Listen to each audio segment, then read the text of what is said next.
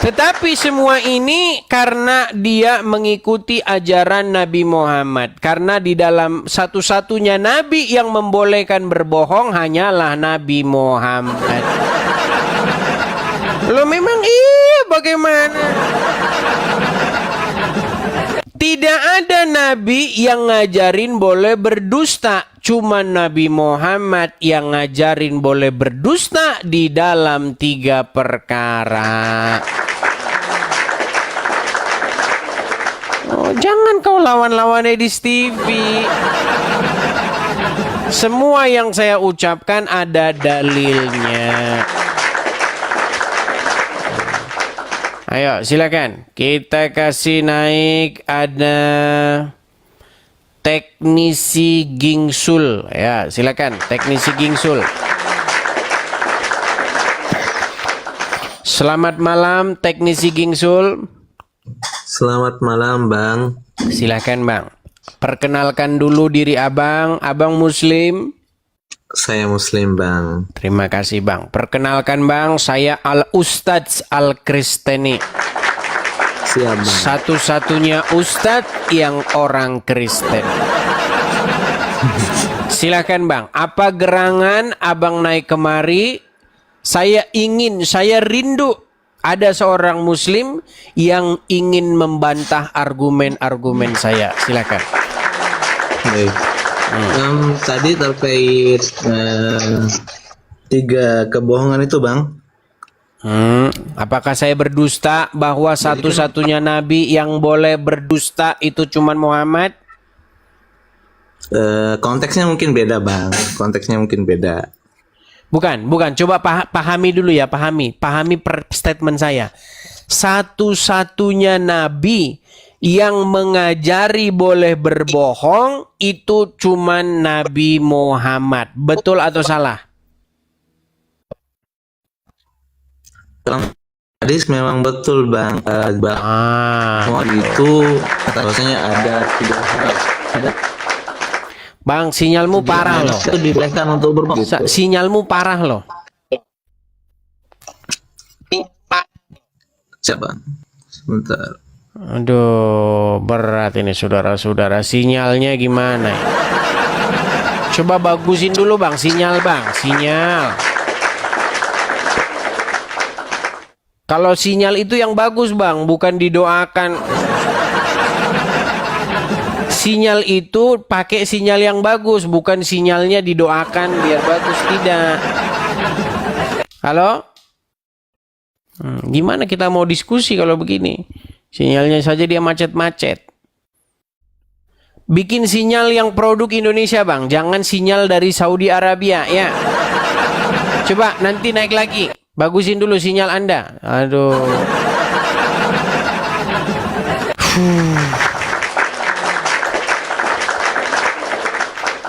Saudara-saudara yang terkasih dimanapun saudara-saudara berada ya. Teman-teman, kalau kita ngomong bikin acara nge-host begini, baru berapa menit ini, 30 menit saya sudah lapar nih. Sudah keroncongan saudara-saudara. Betul, ini sudah lapar ini saya. Aduh. Belum sudah lapar. Oke, kita kasih naik ada Ijam. Ya, silakan. Saudara Ijam. Udah 30 menit kita ini. Ya, silakan Saudara Ijam.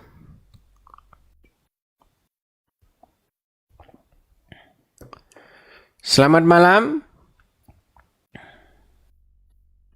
Oke, Saudara Ijam ya tidak beres, kita turunkan lagi. Kita kasih naik ada teknisi Gingsul datang lagi dia. Si Gingsul. Ya, bagaimana Bang? Sinyal sudah bagus sekarang? Iya Bang, sudah pakai IndiHome ini. Baiklah. Tadi sinyal Anda parah tadi. Ya mudah-mudahan Oke. sekarang bagus. Silakan. Bang. Silakan. Jadi gini bang, konteks hadis yang abang bawa tadi memang betul di dalam hadis kami, hadis Nabi Muhammad itu menyebutkan ada 3 hal yang memang kita boleh untuk berbohong bang. Cuman di situ konteksnya bukan berarti Nabi membolehkan berbohong gitu. Tapi dalam 3 hal Gimana sih ini ini? yang Sebentar. Dibolehkan berdusta dalam 3 hal, bukan berarti dibolehkan berdusta dalam 3 hal. Memang kalau ngomong sama kalian ini saya sakit. Coba kalimat Anda itu loh bikin saya panas dingin. Sebentar. Dibolehkan berdusta di dalam 3 hal. Tapi bukan Ya. berarti boleh berdusta di dalam 3 hal tersebut. bukan, maksudnya dalam 3 hal ini memang kita ada hadisnya memang bang gitu. Oke, berarti boleh berdusta di dalam 3 perkara tersebut. Boleh bang. Boleh, oke. Dengan syarat terpaksa. Dengan syarat terpaksa bang. Dengan mana ayatnya terpaksa? Astaga. Tidak ada di situ dikatakan dengan syarat terpaksa. Memang dimudahkan, dibolehkan berdusta dalam 3 hal tersebut. Kok dengan terpaksa sih? Coba tampilkan, bacakan Kan hadisnya. Oke, kan isi kebohongan itu bang dalam 3 hal kan yang saya ingat nih. Yang pertama itu dalam hal misalnya kayak kalau orang dalam kasus perang itu nanti kalau ada yang nanyain di mana dia, nanti kita boleh Oke, bilang dia boleh nggak di sini. berdusta, Gitu. boleh berdusta di dalam peperangan. Terus yang kedua, Boleh. Yang kedua itu misalnya dalam hal ingin mendamaikan orang yang sedang marahan gitu. bertikai. Oke, Ya, saya ingat, yang Bang. ketiga. Yang ketiga itu berbohong kayak kita mau bilang istri kita masakannya enak gitu, padahal asin gitu bang. Bukan berbohong masakan istri, gimana sih? Berbohong kepada istri. Ya berbohong kepada istri bang. Hadisnya Masakannya jangan dipelintir. Astaga, gini. Kalau diskusi dengan saya, diskusinya itu diskusi yang jujur. Jangan bohong. Begini bang, Anda harus bedakan hadis dengan contoh-contoh yang diberikan Ustadz. Ini gimana sih? Anda terlalu banyak mendengarkan Ustadz sehingga yang Anda baca itu contoh Ustadz, bukan hadisnya. Begini, hadisnya berbunyi begini, dengarkan. baik bang, siap. Hadisnya itu berbunyi, dibolehkan suami istri itu saling berbohong untuk keutuhan rumah tangga. Nah, kemudian contoh-contohnya yang tadi tuh misalnya istri masak, masakannya nggak enak, dibilang enak. Itu contoh, bukan hadisnya. Contoh itu pun bukan dari Rasulullah. Contoh itu pun dari ustadz-ustadz. Kenapa sih orang ini diskusi bukannya nunjukin hadis, malah ustadz yang ditonjol-tonjolin. Sungguh luar biasa pengaruh ustadz-ustadz ini. Ya. Untuk memudahkan saja bang, untuk memudahkan tadi gitu. Iya, tetapi bukan berarti itu hadisnya. Nggak ada dalam hadis itu boleh berbohong kalau masakan istri tidak enak. Bukan itu hadisnya. Hadisnya boleh berdusta kepada istri atau istri kepada suami supaya rumah tangga tetap utuh. Harmonis. Itu. Jangan Terima kau kasih pelintir-pelintir hadisnya. Nah, baik. Sekarang,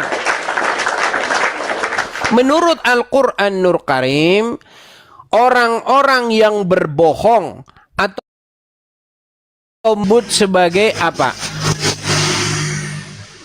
Sebagai al-kadzdzab, pendusta. Pendusta, dan mereka itu adalah ciri-ciri orang yang tidak beriman. Ada ayatnya dalam Quran. Mau saya bacakan? Silakan, Mau saya Bang. bacakan? Baik, saya Silakan, tunjukkan. Saya tunjukkan. Ada Al-Quran di situ. Ada bang, ada. Oke, saya tampilkan di sini ya. Saya tampilkan di sini surat, sebentar ya. Bentar.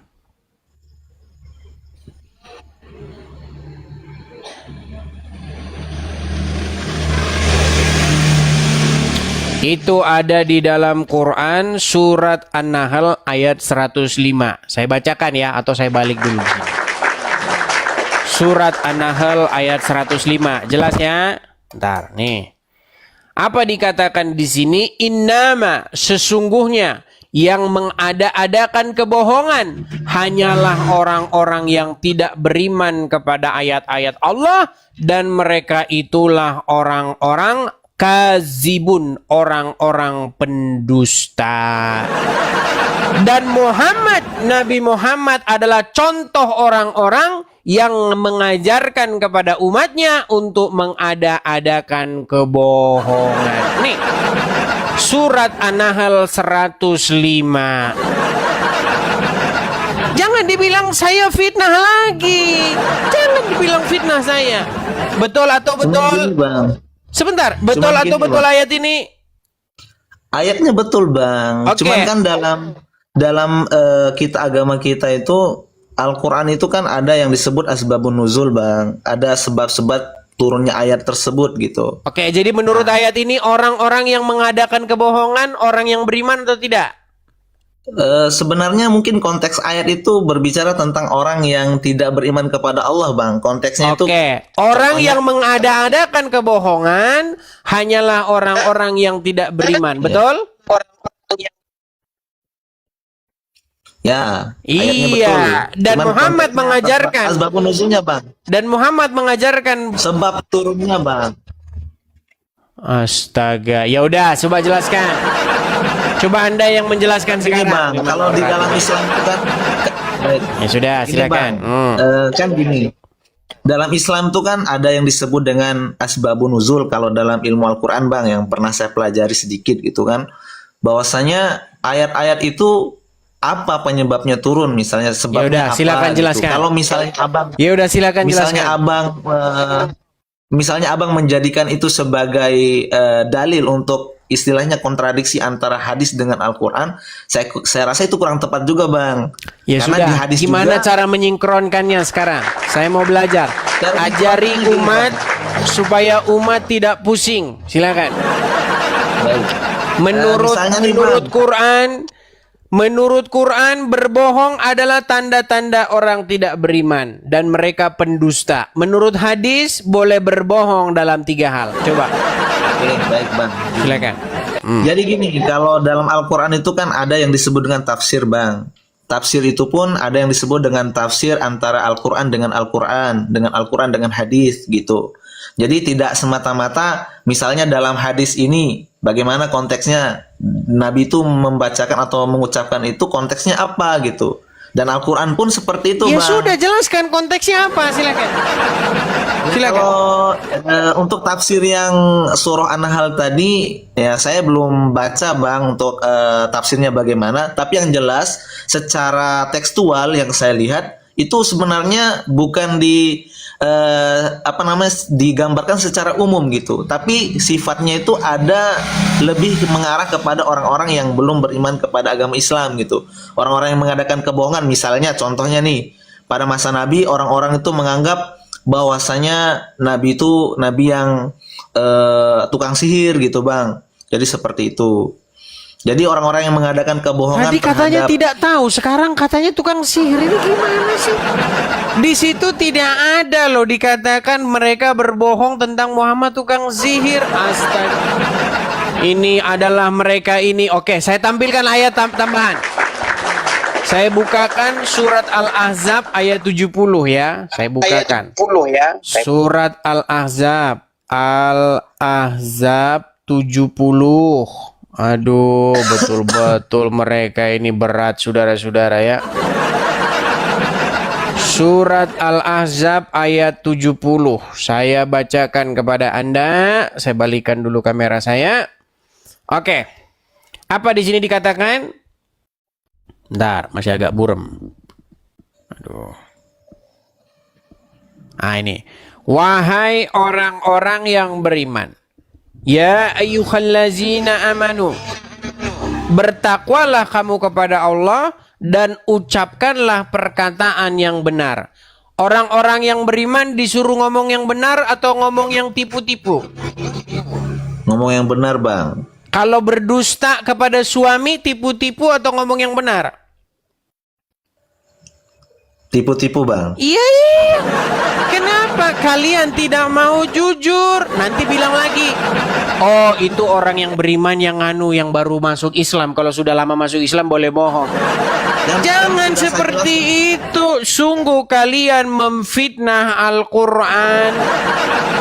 Ini loh, sudah disuruh wahai orang-orang yang beriman. Disuruh apa? Ucapkanlah perkataan yang benar. Tapi kalian malah percayanya hadis, makanya kalian boleh berbohong. Tahu nggak? Apa sebabnya? Kenapa semua ini bisa terjadi? Tahu nggak sebabnya apa, Bang? Nih, dengerin saya. Ini jarang, makanya ini berguru sama Al-Ustadz Edis TV Al-Kristeni. Dengarkan. Sesungguhnya Al-Quran berkata, wahai orang-orang yang beriman, sesungguhnya di dalam kitab-kitab sebelumnya, yaitu Injil dan Taurat, terdapat petunjuk dan cahaya. Justru kepada kitab itulah kaum muslimin wal muslimat disuruh beriman. Tidak pernah Al-Quran menyuruh beriman kepada kitab hadis. Coba buka Quran dari Al-Fatihah sampai Anas. Dari Anas balik lagi ke Al-Fatihah 1000 kali. Kalau ada di situ ayat yang menyuruh beriman, berimanlah kamu kepada kitab yang datang sesudah Al-Quran, saya lompat dari Monas. Gak ada. Disuruh beriman kepada kitab Injil dan Taurat. Nah, di dalam kitab Injil dan Taurat dikatakan apa? Jika iya kamu katakan iya, jika tidak kamu katakan tidak. Apa yang lebih daripada itu berasal dari si jahat. Gitu loh. Disuruh beriman kepada Injil gak mau. Malah beriman kepada si Sohibu Kori. Ya akhirnya kalian boleh berdusta. Makanya Bang, kalau mau belajar agama, cari kebenaran itu. Jangan katanya.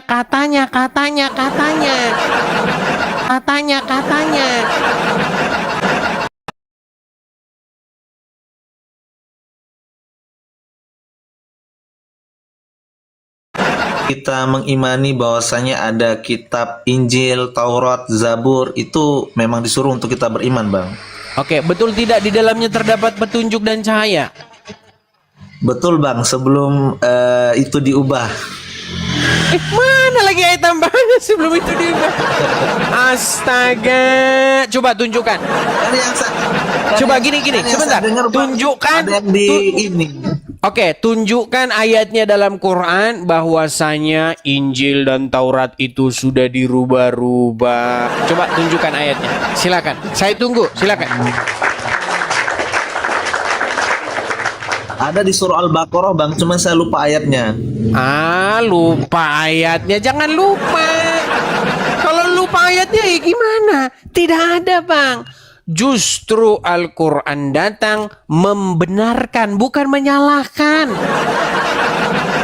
Membenarkan kitab-kitab yang sebelumnya, yakni Taurat dan Injil. Begitu, Bang. Malah di rumah orang Muslim tidak ada Taurat dan Injil. Yang ada adalah kitab hadis. Itu bagian dari sumber hukum kita sebenarnya, Bang. Kan sumber hukum itu dari... Itu karangan para ulama, bukan kata Quran. Sekarang saya tanya. Coba Bang, dengarkan. Sebentar Bang. Kan dalam ilmu hadis itu kita juga ada belajar yang namanya sanad, Bang. Sanad, kemudian ada istilahnya itu mata rantai hadis itu ada, Bang, jelas gitu. Makanya terakhir itu biasanya kan pensohihannya itu Imam Bukhari dan Muslim. Itu terakhir, Bang. Jadi istilahnya dari dari Nabi, kemudian ke para sahabat, kemudian tabiin, tabiin, dan kepada para ulama yang sekarang, Bang, gitu. Baik. Ada silsilah hadisnya. Oke. Baik. Di dalam hadis saya akan tunjuk dulu satu hadis. Suatu kali di dalam hadis tersebut dikatakan ada seorang perempuan. Dia sudah punya suami. Nama perempuan itu adalah Sahlah binti Suhail. Dia punya suami namanya Abu Huzaifah. Nah, Sahlah dan Abu Huzaifah ini, mereka ini suami istri, tapi di rumahnya itu ada pria lain yang sudah berjanggut, sudah berkumis, namanya Salim. Nah, cemburulah suami dari si Sahlah ini karena perihal Salim yang di rumah ini. Pergilah Sahlah mengadu kepada Rasulullah. Ya Rasulullah, ya Sahlah, suamiku itu Rasul cemburu berat. Kenapa dia cemburu? Karena di rumah kami itu ada seseorang bernama Salim. Padahal Salim itu adalah budak dia sendiri. Ya. Nah, lalu apa kata Rasulullah? Kalau begitu susuilah si Salim itu, katanya. Terkaget-kagetlah si Sahlah. Astagfirullah, bagaimana ya Rasulullah saya menyusui Salim sementara dia sudah berjanggut dan isi pikirannya sebagaimana sudah pikiran pria dewasa. Rasulullah tersenyum dan berkata, aku tahu bahwa dia sudah dewasa. Nah, setelah disusui si Salim ini, besoknya dia datang lagi kepada Rasulullah. Ya Rasulullah, sekarang suamiku tidak cemburu lagi. Coba bayangkan. Hadisnya gimana, Bang? Itu hadisnya bisa ditampilkan nggak, Bang? Ini makanya dia tidak tahu hadisnya itu. Aduh. Makanya ditampilkan, Bang.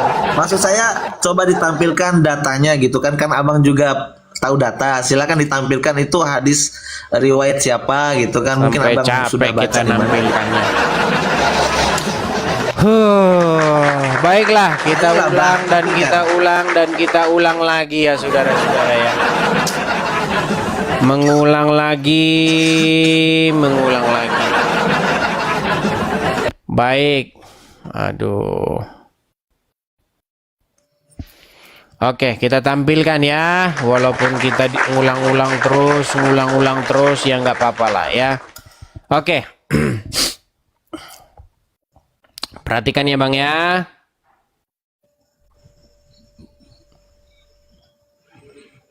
Nih. Ini hadisnya Bang ya. Kelihatan ya hadisnya. Aduh, mana sih hadisnya? Nih, Sahih Muslim nomor 2639 mengenai menyusui orang dewasa. Jadi kalau Abang punya istri di rumah, supaya Abang nggak cemburu dengan adanya orang lain di rumah, misalnya tukang atau tukang kebun begitu kan. Misalnya Abang mau kerja nih, ya kan? Abang mau kerja. Nah, supaya tidak cemburu, gelisah, aduh ada supir saya nanti dia sama istri saya. Udah, biar tidak cemburu, susui saja itu supir Anda itu. Nih, saya bacakan. Dan telah menceritakan kepada kami Muhammad bin Al-Mutsana dan seterusnya. Ini dari Rasulullah ya. Jadi Ummu Salamah berkata kepada Aisyah, kenapa laki-laki yang sudah balik itu bebas masuk ke rumahmu? Yang saya tidak suka jika dia masuk ke rumahku. Maksudnya Humaid berkata. Maka Aisyah menjawab, kenapa kamu tidak mengambil teladan dari diri Rasulullah SAW? Dia melanjutkan, sesungguhnya istri Abu Huzaifah berkata, wahai Rasulullah, sesungguhnya Salim sering masuk keluar rumahku, padahal dia telah balik layaknya seorang laki-laki. Saya khawatir jika pada diri Abu Huzaifah ada sesuatu. Maka Rasulullah SAW bersabda, susuilah supaya dia boleh menemuimu. Nah, disuruh menyusui gimana? Nah, Anda malah bingung sendiri kan. Masalahnya Anda pun nggak ngerti Bang, dibacain pun Anda nggak ngerti. Masalahnya pengetahuan Anda tentang agama Islam nihil.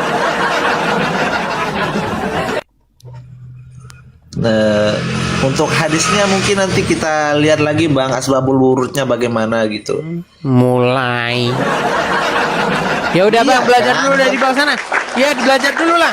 Mumet kita nanti bang, cuman berat kayak begitu.